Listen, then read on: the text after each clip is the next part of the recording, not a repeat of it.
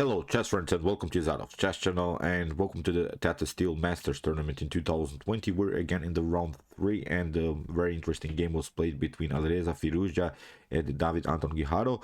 Alireza Firouzja lost the first game in the against Magnus Carlsen with the black pieces. Unfortunately, Team Alireza had to play also in the second round with the black pieces against Maxime Vachier-Lagrave. Then managed to get a draw. I think it was a good result for him to get a draw, to not lose both of these games in the beginning. Now, in the game 3, he faced David Anton Guijarro, who played also in the second round against Magnus Carlsen, and David got a draw with the white pieces. So let's check out now the game 3. I think it was very instructive, also with great strategical and also with great tactical elements in the London system. And if you're familiar with my YouTube chess channel, I've started this series, the London system from White's perspective, so you can maybe check it out and learn something if you want to study this opening. I think you can cover really main lines in my videos. You can really have a nice opening preparation as White. So let's check out now the game. Here Alireza opened with move d4, knight to f6, knight to f3.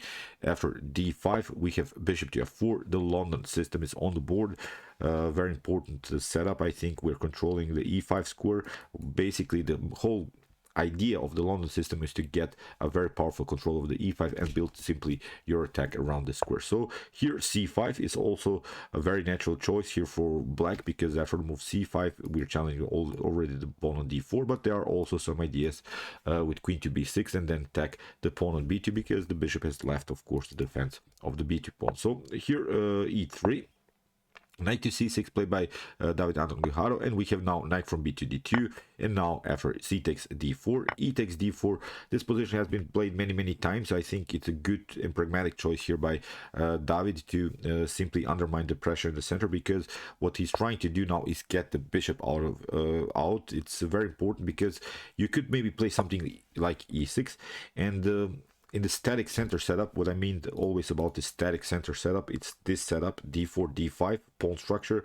So you see, we're always searching for bishop's activity, and I think this bishop after potential c3, then bishop to d3 would be a very powerful bishop on this diagonal. Or we could play even something like bishop to b5 to simply continue our attack around the square e5. Then we can maybe undermine the pressure here, bishop takes c6, and then cement our knight around the square e5. This could be very tricky, because black would be left then with a bad bishop here, which is blocked out by its own pawn. So that's why here in this particular line, David Anton Guijarro found a good way, I think, to get out with his bishop. He has now a good activity with this bishop, because in many cases I've seen in the London system that the bishop is really blocked out too much by its own pawn. So here bishop to b5 by Alireza. He still plays his main goal, building his attack around the square e5, rook to c8, and now c3. We have e6, and now queen to e2. Whenever you feel that the pawn structure is blocked somehow in the center, when no pawn movements are possible, it is okay to stay a little bit further with the king in the center, because both of these kings are not endangered. Neither can black play here something like e5, or white cannot play also something like c4. That's always the problem about this static center setup. Whenever you see this d4 d5 setup, then after potential trades of pawns, even if this moves could be possible with e5 and c4, still you could be left with an isolated pawn, and you could have some strategical problems. Then here after the move knight to d7, we have h4 here by Alireza Firouzja. He attacks immediately. He plays really similar to Dubov. I really miss Dubov in this tournament. I would really love to see a battle between Alireza Firouzja and Daniel Dubov. Here Dubov already also plays something like h4, and stays, of course, with the king in the center. He's trying now to break the position here, h4, h5, h6, and here a6 played by David Anton Guijarro. He realizes that he could have troubles, and that's why after move bishop to d3, bishop takes d3 was played, and after queen to d3, here David, I think, solved the position very good. The relations here are about equal, maybe even slightly better for black when it comes to, of course, computer relations. But when we talk about the relation again between bishops and pawns, what I mean, you see, when you have many pawns on light squares, it's very good to have your dark square bishop. Then the dark square bishop can have a nice activity. So at least I think David Anton Guijarro got rid of his bad bishop, sort of about got rid of this bishop on f5, and now we're continuing the game with both of this dark square bishop, and still also the white dark square bishop has a good activity, but still we are having this very important control of the e5 square, which is the main strategical goal and strategical element of the London system. Here, bishop to e7, and now king to f1 by Alireza, because he cannot castle anymore. Then the pawn on h4 is hanging, but still king to f1 is not so risky, as I said, because the center is static. You cannot push the pawn on e5. If you stay with the king in the center sometimes too long, then the best way is simply to attack the centralized king by opening some files. But here it's not the possibility, so that's why the king on f1 is not endangered. Nothing went wrong here for Alireza. Still the position is about equal, but here David Anton Guijarro found a way how to maybe trade off the queens. But we'll come now to the critical moment. It's not maybe the critical moment, but I think it had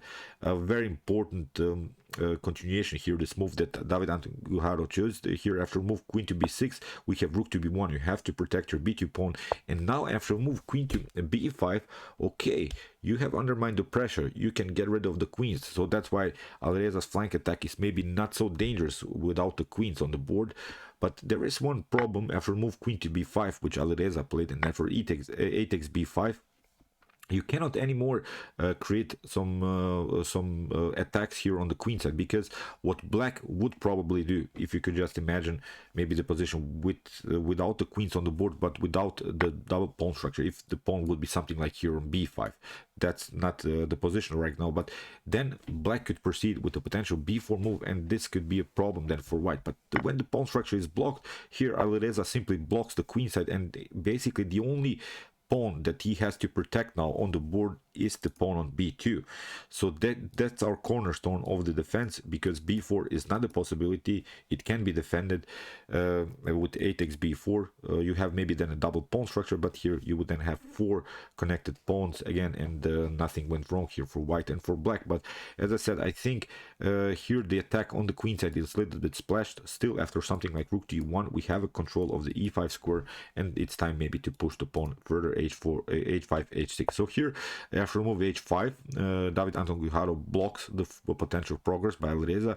Here, very important move, knight to b6, knight to b3, preventing some knight to a5 ideas, and knight to c4. So he prevents here the potential outpost of the knight. Then the b2 could be a long-term weakness, and then he cannot play freely with your rook. So that's why very important move, very nice positional move here by Alireza, preventing this knight jump on a5. So f6, we have now rook to e1. Now the rook can play freely. Again, we're playing on our blockade against the square on e5. That's, I think, very thematic in the London system. Here, after move king to f7, knight to c1, knight to f8, and we have here knight to d3, knight to g6, and bishop to g3.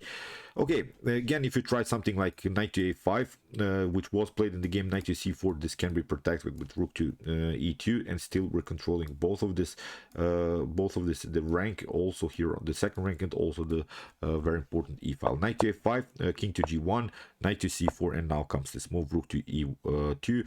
What Alireza is trying now to do is simply play our king here to h2. The king is again not endangered, and creating a rook battery on the e file, because there is now one problem in David Anton Guijarro's position. It's the backward pawn on e6, and it's a clear target.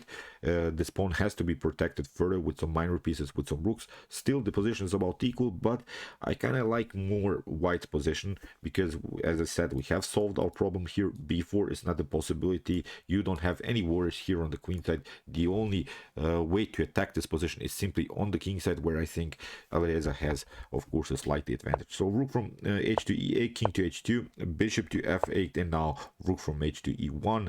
We're continuing our attack here on the e file. We have b6, cutting off this very important square for the knight. There are maybe some opportunities to play knight to c5, but still knight to c5 maybe can be met with bishop to c5, d takes c5 with taking out. I think you have to make many maneuvers in order to make maybe something to happen here around the square c5. So it's okay, but maybe even not necessary here to move b6. So here king to h1.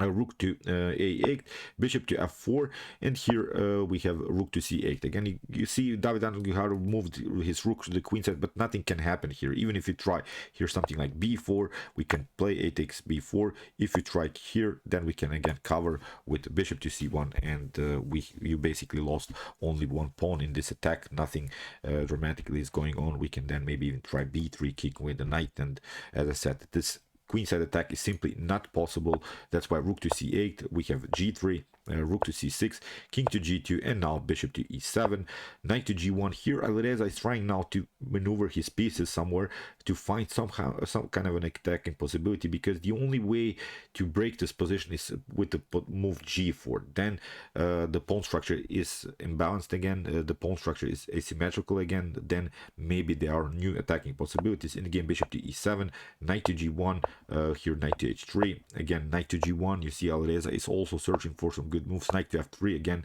the same move, and now king to h3. Here Alireza found finally a way how to break this position. He found the move g4. The g4 is, as I said, the only move. If you try here f5, then you weakening also your e5 square.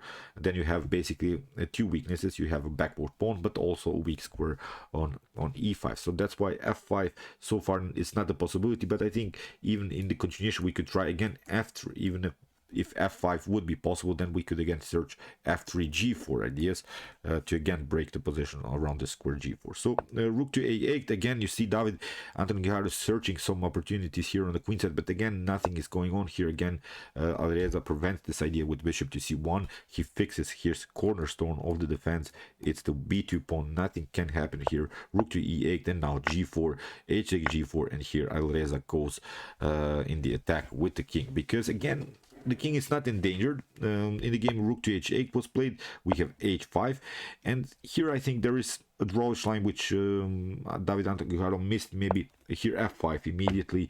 If you try here king to g3, then rook to h5 is sort of a forced line, and then b3 here after bishop to d6, which is the necessary move, because if you go here, then you get the fork here. Both of these knights are attacking the square e5.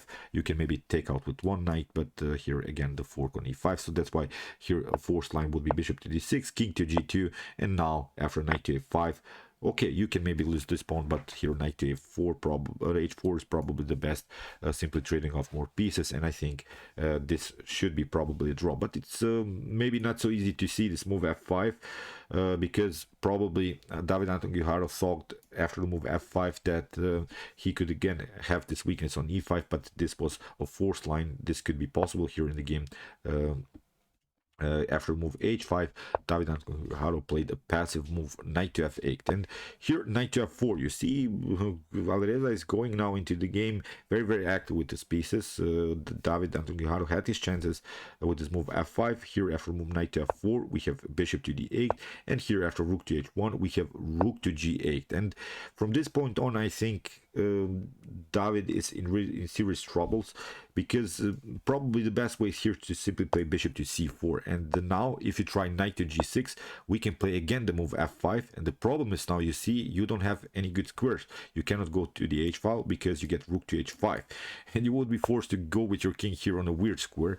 Here king to g5 would be a must move, and here after bishop to d8, maybe you could try to escape again through this square f4, but again you get bishop to c7, and you can only cover maybe with knight to e5, but now bishop to e5, and here knight to e5 is a possibility. Again, knight to e5 was simply trading off more pieces, and I think again this is an equalish game, because we can protect every time this pawn on e6, because the knight is defending this. You cannot break through, I think, in this position anymore, and again it would be a draw. This was, I think, the second chance for Anton Guijarro to make a draw here with the move bishop to c7, but he played now an inaccurate rook to g8. But these are really this tiny little engine moves. It's really hard to see. For me, it's really a natural move. I would play for sure this move rook to g8 and try maybe to break the position with the move g5, because trading off more pieces here around the square g6 and go into a simplified line. But it's a problem. You see now why, because here knight to h4 by Alireza, he controls the square g6.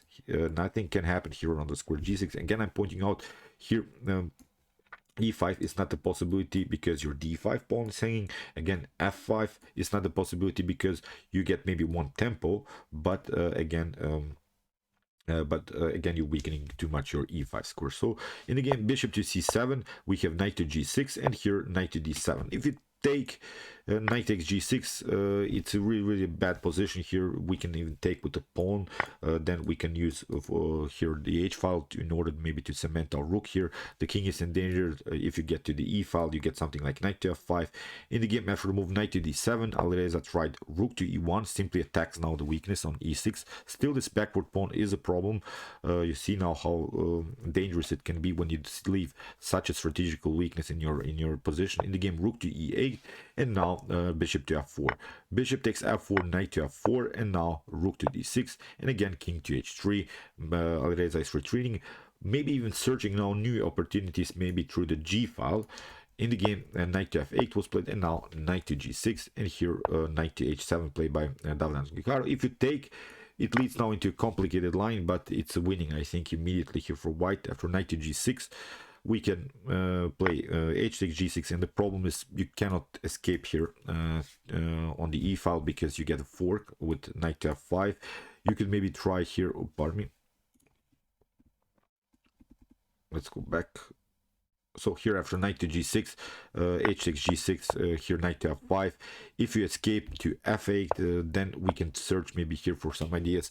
b3, it's really unbelievable how this position gets all over the board, because this knight is somehow here connected to this problems here on the king side, because you have to retreat now, and now again knight to f5 is a possibility because there is now this tension on the e file here. If you try to take, then we simply play king to h2, king to g2, and play rook to h1 with ideas to play a checkmate on h8.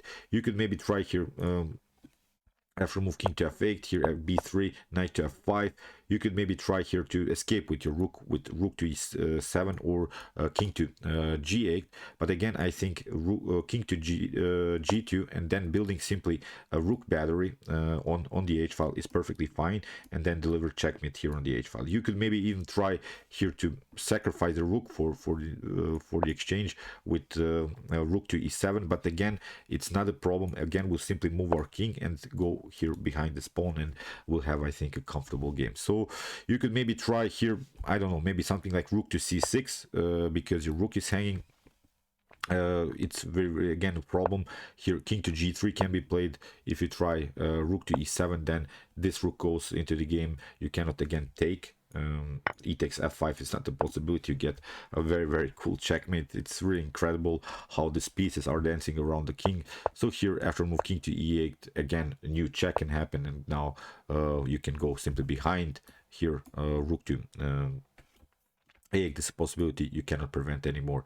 This idea, the problem is now your rook is also hanging, and again completely winning here for white. So after moving knight to h knight from f to g6, here Anton Guijarro escaped with knight to h7, but now f4, Alireza is cutting off the only square, the only good square for the knight.